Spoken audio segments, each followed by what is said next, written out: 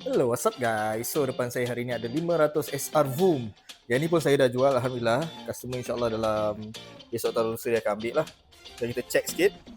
Alamak, nombor plate pun saya tak sempat pasang lagi. Tapi inilah rupa bentuk 500 SR Voom daripada CF Motor. Apa yang menarik pasal motor ni saya nak cerita pada korang. Simple-simple je. 4 inline. Benda pertama yang saya nampak adalah dia punya exhaust. Manifold dia 4 inline. Kemudian exhaust dia double barrel kiri kanan. Dan benda ni walaupun awak baru lepas ride nunggang apa semua, apa jauh pun korang ride, benda ni tak panas tau. Korang hidupkan, lepas korang pegang tak panas sebab dia ada cover dalam ni. Benda ni cover dia.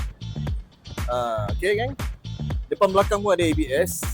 Yang ni cantik. Meter dia TFT. Nanti saya akan tunjuk orang lah. Meter TFT. Start button dia nice. Lepas tu dia bagi korang dengan siap damper. Jadi korang takkan ada hilang kawalan dengan cepat. Macam mana? Menurut korang style tak? And then yang ni bagi aku sangat menarik sebab dia punya style macam CBR apa? CBR Fireblade tahun 90-an dulu. Geng-geng Max Rider, geng-geng Kamen Rider dulu tahulah motor apa ni kan. Ini dia punya ni. By the way, ni lampu daylight dia. Yang ni air intake tau. Jadi saya boleh masuk kan. Air intake. Hose dia kat mana? Hose dia dekat sini. Nampak ni? Hose dia. Jadi benda ni pun tambah horsepower tau. Gempak tak gempak motor ni?